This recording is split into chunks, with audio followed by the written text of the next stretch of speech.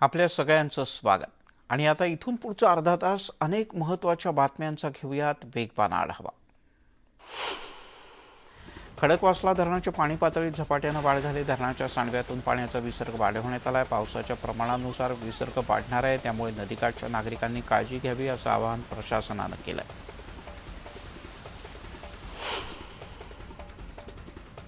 वाशिम जिल्ह्यामध्ये हवामान विभागानं पुढचे 4 दिवस पावसाचा अंदाज वर्तवला होता. त्यानुसार जिल्ह्यातील मालेगाव, रिसोड, वाशिम, मंगळूरपीर यासह अन्य काही ठिकाणी काल संध्याकाळपासूनच जोरदार पावसाला सुरुवात झाली. पावसाची संततधार सुरू असल्यानं खरीपाच्या सोयाबीन, कपाशी, उडीद, मूग, तूर आणि भाजीपाला यांना फटका बसणार आहे. यामुळे शेतकरी काहीसा चिंतेत आहे.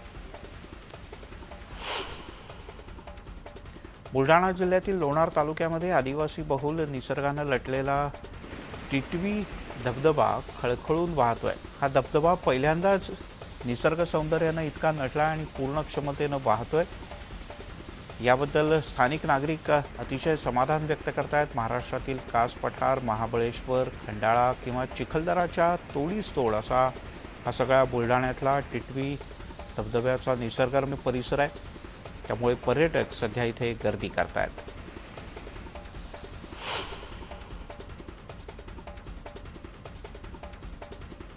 अहमदनगर जिल्ह्यामध्ये अतिवृष्टीमुळे आणि पुराच्या पाण्यामुळे शेतकऱ्याचं प्रचंड नुकसान झालं. शेवगाव, पाथर्डी, नगर हे तीनही तालुके दुष्काळी समजले जातात. राज्याचे ग्रामविकास आणि ऊर्जा मंत्री प्राजक्त तनपुरे यांनी जिल्हाधिकारी कार्यालयात अतिवृष्टी झालेल्या तालुक्यातील नुकसानीच्या संदर्भात बैठक घेतली. एकूण आकडेवारी येऊ द्या, मग योग्य ती मदत करता येईल याबद्दल मुख्यमंत्र्यांनी सकारात्मक आश्वासन दिल्याचंही तनपुरे यांनी म्हटलंय. नंदुरबार जिल्ह्यातील प्रकाशा इथे तापी नदीत 2 भाऊ बुडाले. यातील एकाला कसंबसं वाचवण्यात यश आलं, तर दुसरा मात्र वाहून गेला. वडिलांचं निधन झाल्यानंतर हे भाऊ पूजाविधीच्या कार्यासाठी तापी नदीच्या किनाऱ्यावर आले होते. यावेळेला आंघोळीसाठी पात्रात उतरत असताना हे दोघेही जण बुडाले. या घटनेमुळे सिद्धार्थनगर परिसरावर शोककळा पसरले. गेल्या आठवड्याभरापासून तापी नदीच्या उगम क्षेत्रात दमदार पाऊस आहे. हातनूर धरणातून पाणी सोडण्यात येत आहे. त्यातच प्रकाशा बॅरेजवरचे दरवाजे उघडल्यानं पाणी पातळीत वाढ झाली.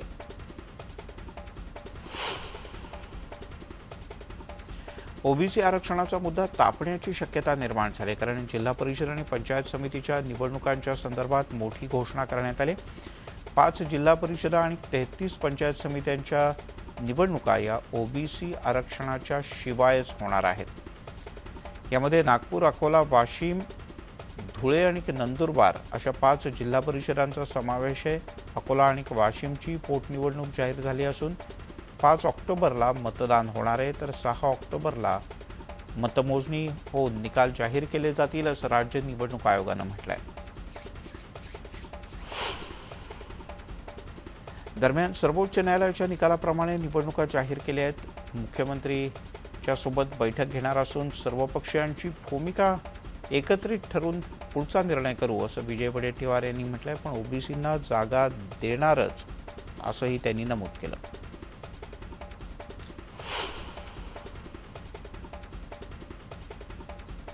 मराठा आणि ओबीसींच्या आरक्षणात भाजपचाच खोडा असल्याची टीका काँग्रेसचे नेते अतुल लोंढे यांनी केली. 127वी घटना दुरुस्ती केली, परंतु आरक्षणाची 50% मर्यादा का वाढवली नाही असा प्रश्न त्यांनी पुन्हा एकदा उपस्थित केला.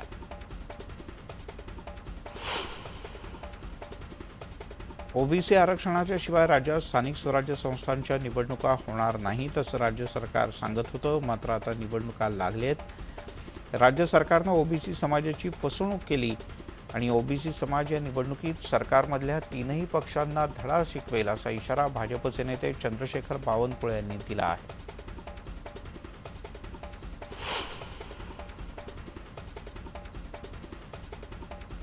ओबीसींच्या राजकीय लढ्यामध्ये इतके दिवस महाविकास आघाडी सरकारचे पाठीराखे समजले जाणारे ज्येष्ठ विचारवंत प्राध्यापक हरी नरके आता या सरकारच्या विरोधात आक्रमक बनलेत.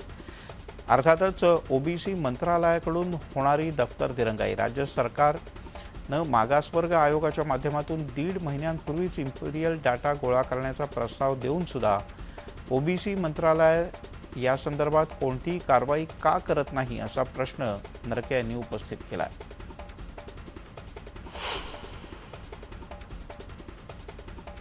राज्यामध्ये वाढत असलेल्या अत्याचाराच्या घटनांच्या नंतर राज्य सरकार जागं झालं आहे. सुरक्षिततेच्या पार्श्वभूमीवर मुख्यमंत्री उद्धव ठाकरे आणि गृहमंत्री दिलीप वळसे पाटील यांनी पोलीस महासंचालकांच्या कार्यालयात एक तातडीची आढावा बैठक घेतली. यात पोलीस महासंचालक संजय पांडे, मुख्य सचिव सीताराम कुंटे, अतिरिक्त मुख्य सचिव मनुकुमार श्रीवास्तव उपस्थित होते. राज्यातील महिला तसंच महिला अत्याचार प्रतिबंधक उपाययोजना, महिलाविषयक गुन्हे त्याचा निपटारा, बाल अत्याचार प्रतिबंधक गुन्हे त्याचा निपटारा या अनुषंगानं तपास आणि कार्यवाही या सगळ्याबद्दल या बैठकीत चर्चा करण्यात आली.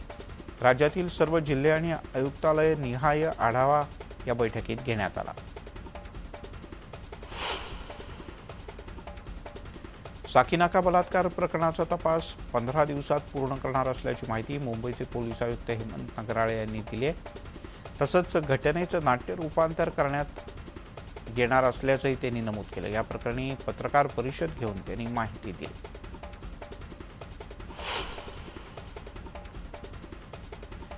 आरोपींना त्वरित अटक करा, अन्यथा तीव्र आंदोलन करण्यात येईल, अशा प्रकारचा इशारा जळगाव इथल्या वरणगावमध्ये भाजपच्या महिला आघाडीनं दिला. मुंबई इथे साकीनाका परिसरात झालेल्या बलात्काराच्या घटनेचा जळगावात या सगळ्या महिलांनी एकत्र येऊन निषेध केला. तसंच स्थानिक पोलिसांना एक निवेदन सुद्धा देण्यात आलं.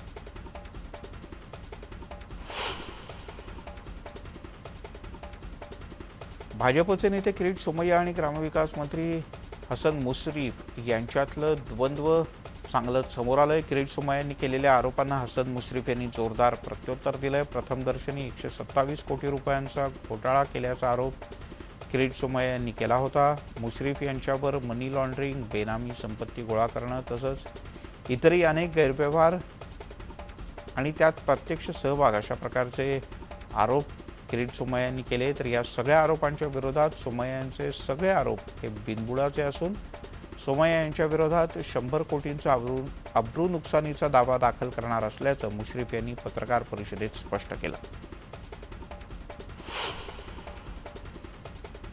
किरीट सोमय्या यांनी केलेल्या आरोपांना उत्तर दिल्यानंतर हसन मुश्रीफ यांनी चंद्रकांत पाटील यांच्यावर टीका केली. अमित शहा यांच्यासोबतच्या मैत्रीमुळे चंद्रकांत पाटील यांना पद मिळाल्याचं त्यांनी म्हटलं. तर मुश्रीफ यांना माझं नाव घेतल्याशिवाय झोप लागत नाही, अशा प्रकारचा टोला चंद्रकांत पाटील यांनी लगावला.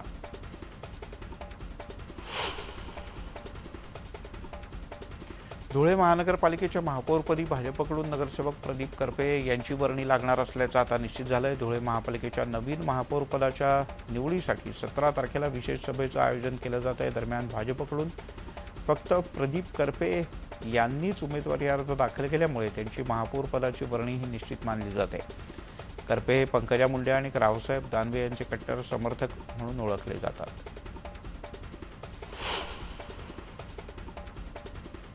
यंदा उसाचा गाळप हंगाम हा 15 ऑक्टोबरपासून सुरू करण्याचा निर्णय मुख्यमंत्री उद्धव ठाकरे यांच्या अध्यक्षतेखालच्या मंत्री समितीच्या बैठकीत काल घेण्यात आला.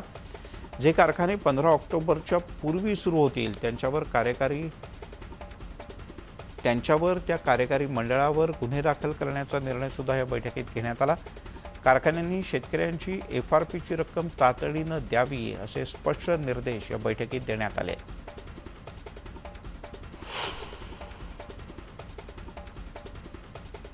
मुली भाव देत नाहीत म्हणून नाराज तरुणानं थेट आमदारांनाच पत्र लिहिलंय. राजुरा विधानसभा मतदारसंघातील तरुणाचं हे पत्र सध्या सोशल मीडियात तुफान व्हायरल झालंय. आपल्याला कोणतीच मुलगी हो म्हणत नाही असं या मुलाचं म्हणणं आहे. मुलगी होकार देत नसल्यानं आपण लग्न करू शकत नाही, या संदर्भात या मुलानं थेट आमदारांच्याकडे तक्रार दिली आहे. तालुक्यात अनेक मुली आहेत पण एकही मुलगी आपल्याला हो म्हणत नसल्यानं त्यानं पत्रातून नाराजी व्यक्त केली. सतत धावपळ आणि चिंताग्रस्त नोकरी करणाऱ्या पोलिसांना फिटनेस गरजेचा आहे. यासाठी दररोज व्यायाम सुद्धा आवश्यक आहे.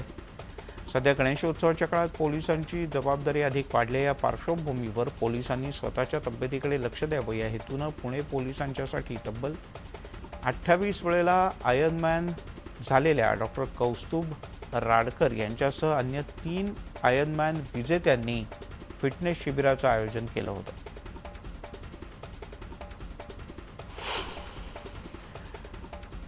मुंबईच्या पोलीस आयुक्तांनी एकीकडे अत्याचार रोखण्यासाठी सूचना जारी केलेल्या असल्या तरी अत्याचाराच्या घटना काही कमी झालेल्या नाहीत। साकीनाक्यातील घटना ताजी असतानाच विलेपार्ले येथे महिलेची अतिशय क्रूरपणे हत्या करण्यात आली। मुंबईतल्या विलेपार्ले इथल्या महिलेची हत्या जावयानंच केल्याचं समोर आलंय। जावयानं सासूची हत्या केली। जावई नुकताच चोरीच्या आरोपात शिक्षा भोगून घरी परतला होता। जामिनावर सुटून आल्यानंतर पत्नीनं दुसरं लग्न केल्याचं कळलं आणि यानंतर त्याचा संताप अनावर झाला।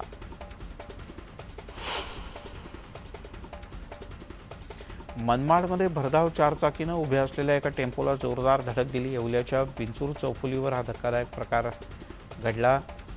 हा अपघात इतका भीषण होता की टेम्पोमध्ये बसलेल्या महिला चक्क बाहेर फेकल्या गेल्या। या अपघातात टेम्पोतील 4 ते 5 जण तर कारमधले 3 जण गंभीररीत्या जखमी झाले। उल्हासनगरमध्ये एका 4 वर्षाच्या चिमुरडीचा दुर्दैवी मृत्यू झाला, त्यामुळे सर्वत्र संताप व्यक्त होतोय। या चिमुरडीला भरधाव वेगानं येणाऱ्या दुचाकीनं जोरदार धडक दिली। यामध्ये तिला धडक देणारा तरुण सुद्धा काही प्रमाणात जखमी झाला, पण अतिशय गंभीर जखमी झालेल्या चिमुकलीला सोडून तो पळून गेला। अखेर उपचाराच्या दरम्यान इशिता गौतम या लहानग्याचा मृत्यू झाला। या प्रकरणी आरोपीवर कठोर कारवाई करण्याची मागणी इशिताचे कुटुंबीय आणि स्थानिक नागरिकांनी केली।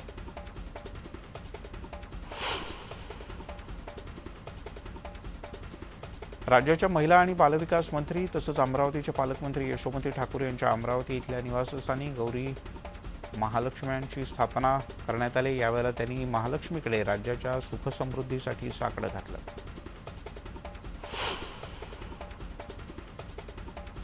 लोणावळ्यातील लक्ष्मण केदारी यांनी आपल्या घरामध्ये अतिशय विलोभनीय उरी द सर्जिकल स्ट्राईक हा देखावा हुबेहूब साकारण्याचा प्रयत्न केला। पोती, खिळे, दोरा अशा अनेकविध गोष्टींचा घरातल्या टाकाऊ वस्तूंचा उपयोग करून त्यांनी हा देखावा साकारला आहे।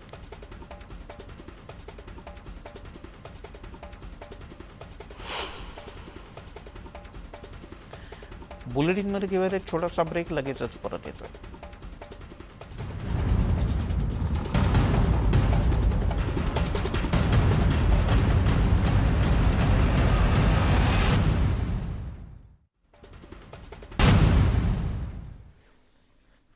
ब्रेकनंतर आपल्या सगळ्यांचं पुन्हा एकदा स्वागत। आणि आता अन्य काही बातम्या। राज्यामध्ये दिवसभरात 3233 रुग्ण कोरोनामुक्त झाले, तर 2740 नवीन कोरोनाबाधित रुग्ण सापडलेत। याशिवाय 27 कोरोनाबाधित रुग्णांचा मृत्यू झाल्याची नोंद आहे। राज्यातील कोरोना संसर्गाची दुसरी लाट अद्याप पूर्णपणे ओसरलेली नाही। शिवाय तिसऱ्या लाटेची शक्यता देखील अद्यापही आरोग्य विभागातील तज्ज्ञ व्यक्त करतात।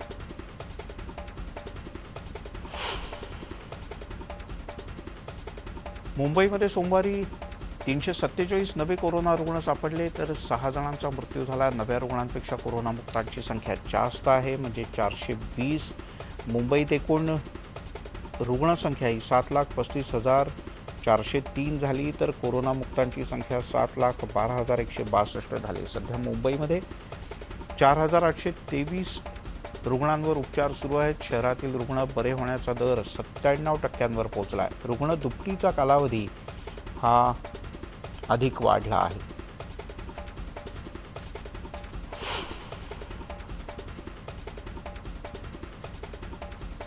जागतिक आरोग्य संघटना याच आठवड्यात स्वदेशी कोरोना वॅक्सिन अर्थात कोवॅक्सिनला मंजुरी देणारे या वॅक्सिनची निर्मिती हैदराबादमधल्या भारत बायोटेक या कंपनीमध्ये होते। WHOनं मंजुरी दिल्यास त्याचा फायदा केवळ भारतच नव्हे तर जगभरातल्या वॅक्सिनची आवश्यकता असलेल्या सगळ्यांना होईल। तसंच अन्य काही ठिकाणी कोवॅक्सिन देण्यात आलंय, पण त्याला आंतरराष्ट्रीय मंजुरी नव्हती। त्यामुळे आंतरराष्ट्रीय मंजुरीनंतर आता कोवॅक्सिन घेतलेले सुद्धा परदेशवारी करू शकतात।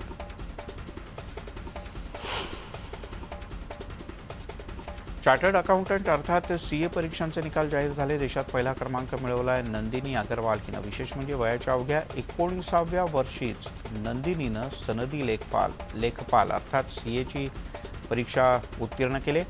एवढंच नाही तर तिचा सख्खा भाऊ सचिन अग्रवाल हा देखील CAची परीक्षा उत्तीर्ण झाला आहे। तो देशात 18वा आला आहे।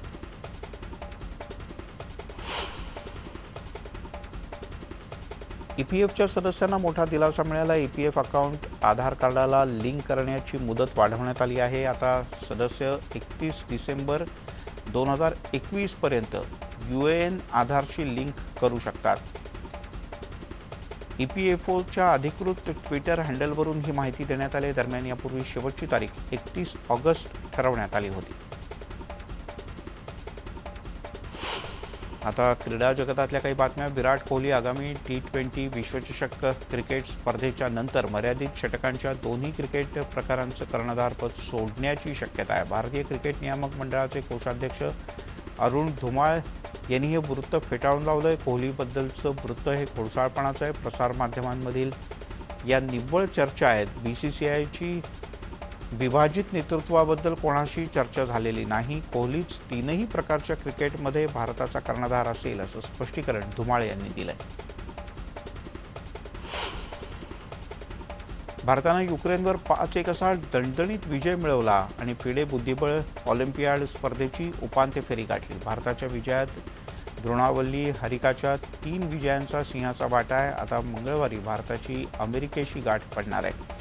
तर दुसरी उपांत्य लढत ही चीन आणि रशिया यांच्यात होईल.